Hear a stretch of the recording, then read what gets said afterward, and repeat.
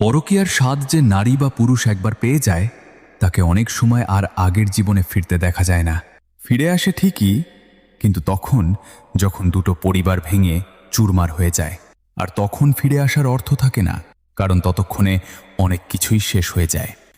মানুষের জীবনে কিছু ভুল আসে খুব নীরবে। প্রথমে সেটা শুধু একটা কথা বলা, একটা মেসেজ, একটু বেশি খোঁজ নেওয়া, তারপর ধীরে ধীরে সেই মানুষটাই হয়ে ওঠে দিনের অপেক্ষা, রাতের চিন্তা। তখন নিজের স্বামী বা স্ত্রীকে আর আগের মতো ভালো লাগে না। যে মানুষটা দিনের পর দিন পাশে ছিল তার যত্ন তখন সাধারণ মনে হয়। আর যে মানুষটা নতুন, তার সামান্য মনোযোগও অসাধারণ মনে হতে থাকে। সবচেয়ে ভয়ঙ্কর ব্যাপার হলো এই সময় মানুষ নিজের ভুলকে ভুল মনে করে না। সে নিজেকে বোঝায়, আমি তো শুধু ভালোবাসা খুঁজছি, আমাকে কেউ বোঝে না, এই মানুষটাই আমাকে বুঝতে পারে। কিন্তু সে ভুলে যায় একটা সম্পর্ক ভাঙতে শুধু দুজন মানুষ লাগে, কিন্তু একটা পরিবার ভাঙলে তার কষ্ট বহন করে অনেকগুলো মানুষ। একজন স্বামী হারায় তার স্ত্রীকে, একজন স্ত্রী হারায় তার স্বামীকে, সন্তান হারায় তার নিরাপদ পৃথিবীটাকে। আর দুই পরিবারের মধ্যে তৈরি হয় এমন কিছু ক্ষত যেগুলো সময় গেলেও পুরোপুরি শুকায় না। সবচেয়ে অদ্ভুত ব্যাপার কি জানেন?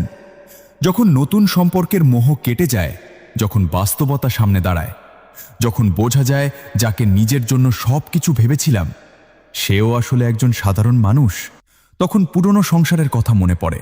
মনে পড়ে সেই মানুষটার কথা যে হয়তো নিখুঁত ছিল না, কিন্তু কঠিন সময়ে পাশে ছিল। মনে পড়ে সন্তানদের মুখ, মনে পড়ে পরিবারের ছোট ছোট মুহূর্ত, মনে পড়ে সেই ঘরটা যেটাকে একসময় খুব সাধারণ মনে হতো। তখন অনেকে ফিরে আসতে চায়, কিন্তু সমস্যা হলো ততক্ষণে বিশ্বাসটা আর আগের জায়গায় থাকে না। ক্ষমা করা আর আগের মতো বিশ্বাস করা এক জিনিস নয়। কেউ হয়তো ক্ষমা করে দেয়, কিন্তু হৃদয়ের ভেতর যে ভাঙন তৈরি হয়েছে সেটা আর সহজে জোড়া লাগে না। তাই পরকীয়া কখনো শুধু দুজন মানুষের গল্প নয়, এটা অনেক সময় 4 জন, 6 জন কিংবা পুরো একটা পরিবারের গল্প হয়ে যায়। মনে রাখবেন, যে আনন্দ লুকিয়ে পেতে হয় তার মূল্য অনেক সময় প্রকাশ্যে দিতে হয়। এক মুহূর্তের আবেগের জন্য বছরের পর বছর গড়ে তোলা সম্পর্ক নষ্ট করার আগে একবার থামুন। কারণ সম্পর্ক ভাঙার পর ফিরে আসা সম্ভব হতে পারে, কিন্তু আগের সেই বিশ্বাস, আগের সেই মানুষ আর আগের সেই পরিবার সব সময় ফিরে পাওয়া যায় না। তাই সিদ্ধান্ত নেওয়ার আগে ভাবুন, আজ যেটাকে ভালোবাসা মনে হচ্ছে কাল সেটাই যেন আপনার জীবনের সবচেয়ে বড় অনুতাপ না হয়ে যায়।